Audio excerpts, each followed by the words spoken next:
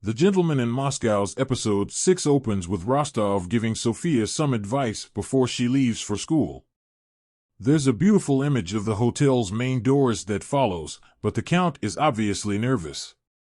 After Sophia departs, she comes back a lot older. We've now reached 1947 as well. Sophia is a full-fledged teenager who is carefree about who she hangs out with, especially the boys. Osip and Rostov, meantime, have transitioned from books to movies.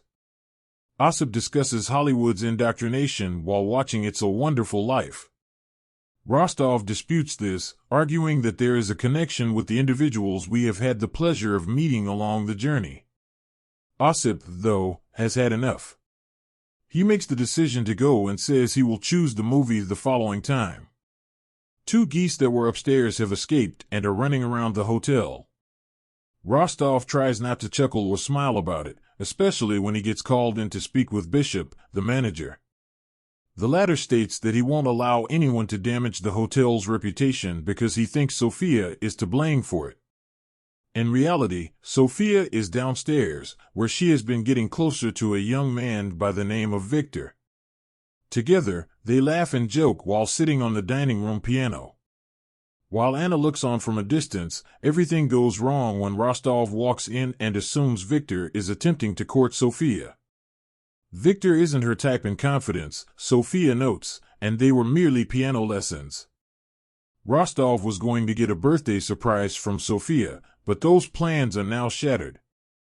Anna and Rostov argue about Sophia's upbringing upstairs.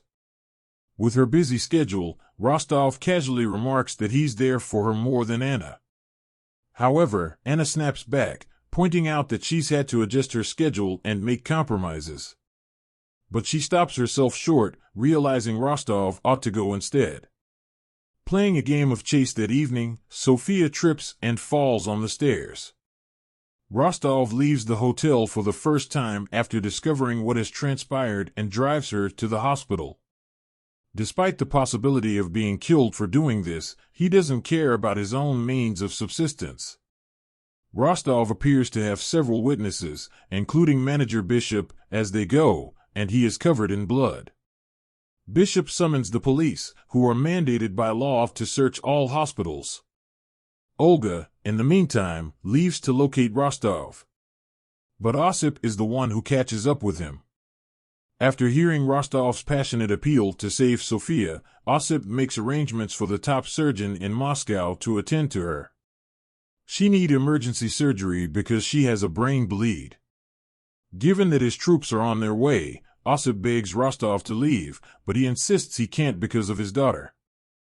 But Osip sets up a vehicle to take him back because time is of the essence. Anna uses her charms on the captain of the guard at the hotel. He has never heard of her, even though she brings him down to the bar. Although he knows her name, he has no idea who she is linked to or what field she is from.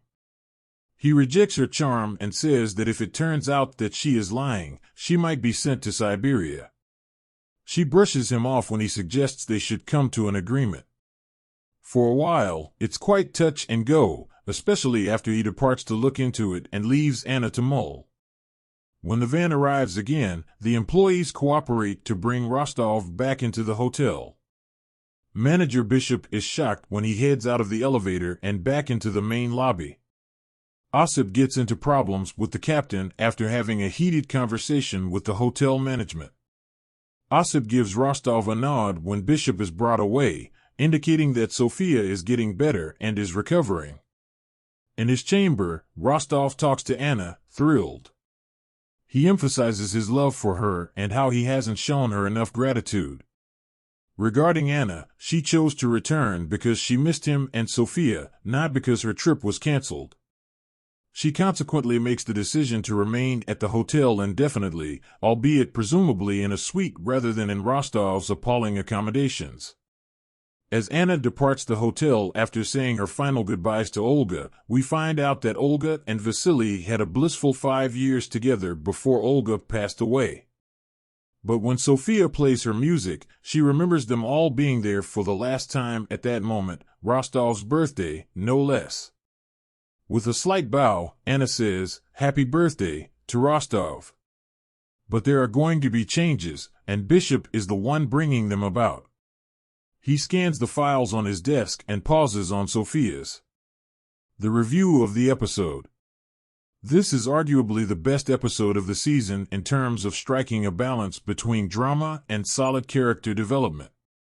Arguably the highlight of the entire series is witnessing the evolution of Osip and Rostov's friendship as well as the transition from novels to movies.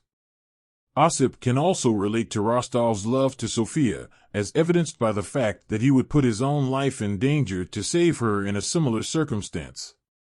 Beyond Anna's decision to move into the hotel with Rostov and the circumstances surrounding Sophia, there isn't much story development per se, but the conclusion does allude to more significant events down the road.